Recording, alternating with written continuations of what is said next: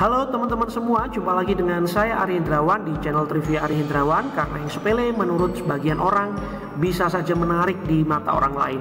Teman-teman, saya ingin minta maaf dulu, mungkin kualitas audio dalam video ini kurang maksimal sebab saya tidak sedang menggunakan mic. Tetapi mudah-mudahan teman-teman tetap bisa menangkap isi dari video ini dengan baik. Ya, jadi beberapa waktu yang lalu kita sama-sama tahu bahwa artis Nia Ramadhani ditangkap bersama dengan suaminya Ardi Bakri karena diduga menggunakan narkoba. Ya, dalam berita yang dilansir oleh Kompas hari ini disebutkan bahwa Nia Ramadhani, Ardi Bakri dan juga satu rekannya yang lain dinyatakan positif menggunakan atau mengkonsumsi sabu-sabu berdasarkan hasil pemeriksaan urin. Saya tidak ingin mengomentari hal tersebut atau mengomentari mengenai hasil pemeriksaan mereka. Saya tidak ingin masuk ke situ, tetapi saya ingin mengajak teman-teman ya untuk iseng ya. Iseng seperti yang banyak dipertanyakan oleh orang-orang di Twitter tentang ketika Nia Ramadhani dan juga suaminya Ardi Bakri tersangkut kasus dugaan mengkonsumsi barang terlarang atau narkoba, apakah ya berita atau media TV One kemudian Viva News ya memberitakan mengenai peristiwa ini. Nah, ini menarik. Mengapa menarik? Sebab ya sebagian teman-teman mungkin sudah tahu bahwa suami dari Nia Ramadhani atau Ardi Bakri ini adalah salah satu pimpinan dari Viva Group ya. Apa itu Viva Group? Viva Group itu sebuah grup media di bawah Bakri Group ya. Di sini teman-teman bisa melihat tokoh kuncinya yang pertama adalah Anindya Bakri sebagai direktur utama, kemudian wakil direktur utamanya tidak lain adalah Anindra Bakri ya, dan Anindra Bakri ini adalah suami dari Nia Ramadhani. Kita akan cari tahu apakah media-media di bawah Viva Group ini berani memberitakan ya peristiwa tentang penangkapan Nia Ramadhani dan juga suaminya. Apa saja sih media di bawah Viva Group ini?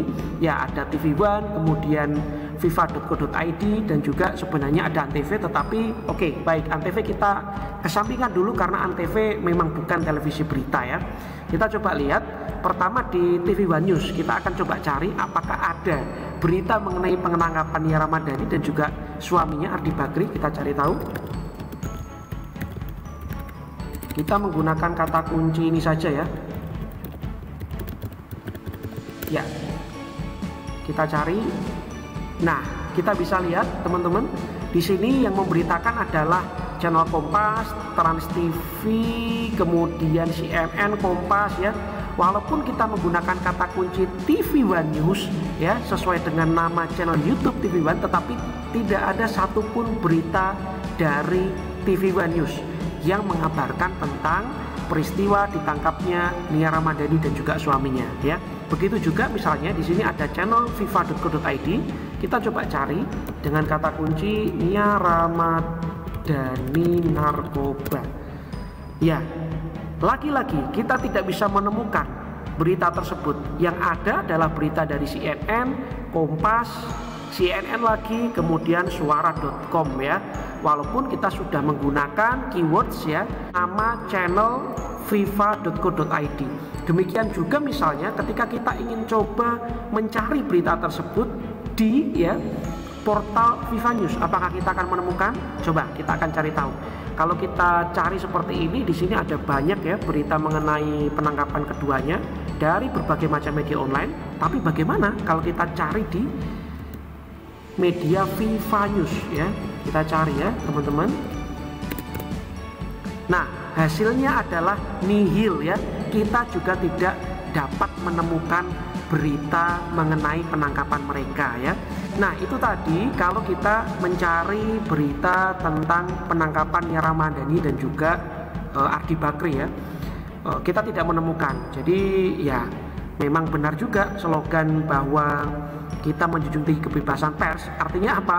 Ya pemilik pers itu ya, pemilik media itu ya bisa memilah-milih berita ya, kan begitu. Ini satu contoh kasus saja sebenarnya. Saya belum mencoba untuk mencari misalnya kalau dikaitkan dengan stasiun televisi lain ya.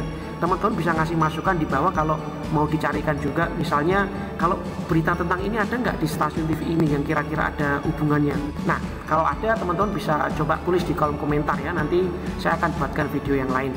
Nah, tetapi ini menarik ya, sebenarnya bukan hanya berita tentang Nia Ramadhani dan juga Ardi Bakri yang tidak ditayangkan ya di dalam channel Viva Group tadi, tetapi juga berita mengenai Lapindo ya, kasus lumpur Lapindo. Di sini misalnya ya teman-teman, kalau saya cari ya dengan kata kunci Viva News lumpur Lapindo ya, di sini kita bisa cermati teman-teman bahwa isinya ada ya, tetapi coba teman-teman bisa lihat.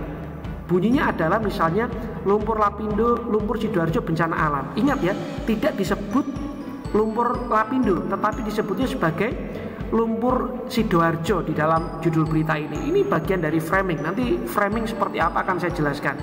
Kemudian ada penekanan bahwa di sini adalah bencana alam, artinya bukan kesalahan dari perusahaan. Kalau teman-teman bingung kasus lumpur Lapindo itu seperti apa, coba teman-teman cari tahu ya, searching di Google. Lalu di sini juga ada keterangan bahwa MA sudah nyatakan Lapindo Berantas tidak bersalah ya, ini dari VA juga. Selain itu tidak banyak ya, hanya ada publikasi artikel, tapi di sini menarik. Rasanya publikasi artikel ini terkait dengan analisis wacana kritis ya, mengenai framing juga berarti, karena kalau saya baca di sini terkait dengan berita mengenai Lapindo Berantas yang dibentuk oleh vivanews.co.id. Tapi benar, di sini memang kita bisa melihat sama sekali tidak menonjolkan ya kesalahan dari Lapindo Berantas ya yang diyakini oleh sebagian masyarakat yang terdampak, tetapi di sini justru yang ditonjolkan adalah sisi positifnya. Kemudian yang berikutnya, kalau kita mau coba cari misalnya di YouTube ya, ini ada satu video menarik dari ILC ya.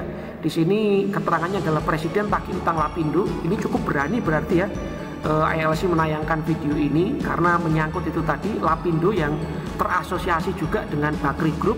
Kemudian yang lain ya, tidak ada berita yang diangkat TV One tentang kasus lumpur Lapindo ya, tidak ada. Ini ada kasus lumpur tetapi bukan di Sidoarjo. Malah justru di sini ada channel ya, bukan channel resmi TV One, tetapi merujuk video yang di-upload di TV One. Ini sepertinya rekaman TV ya. Tertulis di sini kabar ya, kabar ini kan identik sama nama acara berita di TV One ya, kabar petang, kabar lain-lain begitu. Di sini dikatakan bahwa justru bencana lumpur Lapindo Sidoarjo merubah bencana menjadi berkah ya. Artinya lagi-lagi ada satu sisi tertentu yang ditonjolkan dari video berita TV One ini. Ini saya sebut tadi, sudah berkali-kali mungkin saya katakan, adalah terkait dengan framing. Framing atau pembingkaian. Apa sih itu framing? Framing adalah metode penyajian realitas di mana kebenaran suatu kejadian tidak diingkari secara total. Artinya memang itu berita benar ya. Misalnya di sini lumpur bisa dimanfaatkan untuk kepentingan lain ya.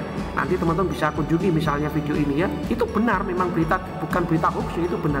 Tetapi ya, berita itu dibelokkan secara halus karena memberikan penonjolan atau penekanan pada aspek tertentu. Apa aspek tertentu yang ditekankan? Yang ditekankan adalah sisi positif ya dari bencana lumpur tersebut. Jadi bukan sisi negatifnya, misalnya dampak, karena dampak lumpur ya, banjir lumpur di Sidoarjo itu, kemudian semburan lumpur di Sidoarjo, kemudian banyak masyarakat yang kehilangan tempat tinggal. Tidak seperti itu yang diberitakan. Yang diberitakan atau yang diberi penonjolan atau penekanan adalah sisi positifnya, yakni lumpur membawa berkah begitu.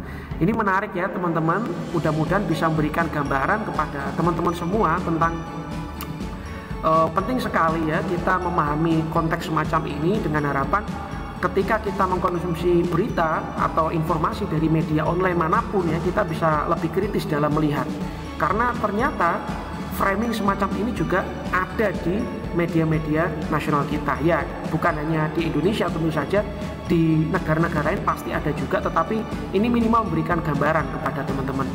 Seperti itu saja, terima kasih sudah mau menyaksikan video ini. Ciao.